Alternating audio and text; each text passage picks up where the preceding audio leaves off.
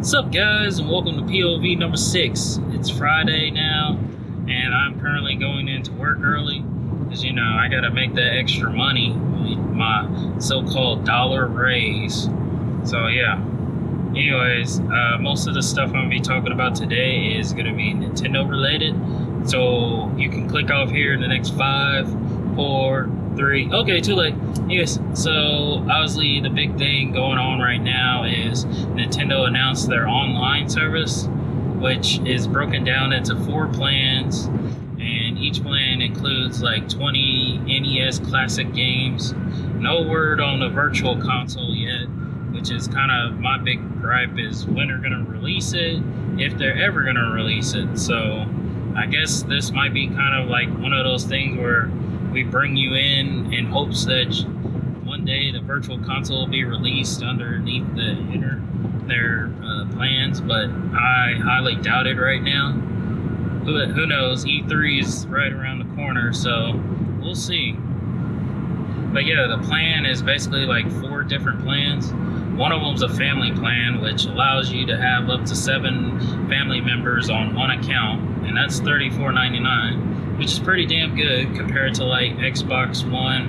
I think theirs is like $59.99 or something like that. And then the other 3 are single plans. Basically, 1 month is $3.99, 3 months is like $7.99. And then 12 months is $19.99, which is actually really good and super competitive. I know. It should be free. They're already giving it to you for free. Yeah, that's totally true. But then again, if you think about it, PlayStation 3, when they came out, we all know that they were a free online service. But then they upped the ante by giving you PS4 Plus, and that gave you free games. And then eventually they switched over to having to pay to play online, which, you know, obviously people eventually got over that. So I think Nintendo priced their free online service pretty good. You know, it's not super competitive, and it's also cheap because, you know, obviously their console is going towards kids or younger folks who may not have that much money. So I think it's pretty good. Obviously, if they sell the plans in card form, if I would offer y'all a suggestion, I would go and buy as many of the $19.99 or $34.99 cards as you can, because you can, if they allow you to stack them up, which I know like Xbox and PS4 allow you to up until like a certain amount of years or something like that. But if they allow you to stack them up, I would buy as many as I can at that price, just in case they decide to raise the prices of their online services. So that's just a suggestion, but who knows? The new online mode, or the online plans and stuff, are supposed to go into effect in September. So I guess we'll see how it goes. Still doesn't change the fact that there's really no way to communicate with, you know, other people when you're playing online besides their app, or if you use like Discord or Skype.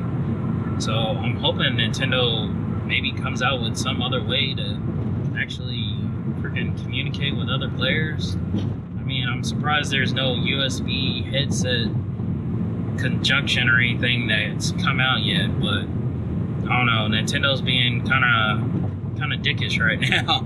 But anyways, the other Nintendo news is the Splatfest. So they're doing a cross promotion with the new Teenage Mutant Ninja Turtles, which I'll kind of get into that here in a second. But yeah, they're basically trying to figure out which turtle is people's favorite. Obviously, last weekend, if you've seen the video, which I'll link up here, it was Leonardo versus Ralph. Obviously, Ralph won. I chose Leonardo because I've always loved Leonardo, and I kind of hate Raphael. I mean, he's kind of always been an annoying turtle, you know, bullheaded, stuff like that. I always like calm, level-headed, wisdom type people, so that's why I chose Leonardo. But yeah, that was that Splatfest. And then today or tonight's Splatfest is going to be Michelangelo versus Donatello, which I'm basically like Team Michelangelo all the way, either way. So if Michelangelo wins, I'm going to choose him again. If he loses, that's going to suck, because then I'm stuck between Ralph and freaking Donatello. I mean, I don't have nothing against Donatello. I was just like never really could connect with him, even if he was like the smartest one of the group. I always like the laid back surfer type, what do you call it? People. That's why I was attracted to Leonardo. So, I mean Michelangelo. So that's just my opinion. But you know, you never know. Who knows what'll happen tonight and over the weekend.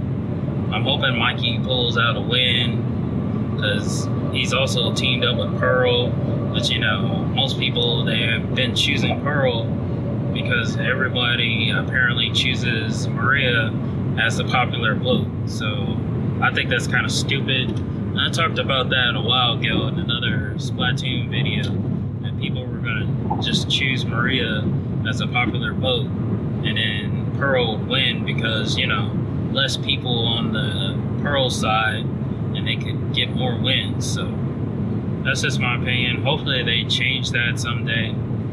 But yeah, let's talk about these Teenage Mutant Ninja Turtles. So obviously Nintendo's trying to bring them back out.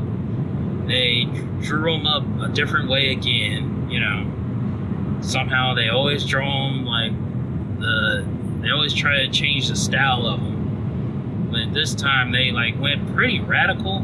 I mean, not super radical, but just radical enough that you're just kind of like, eh. Like Raphael, for example.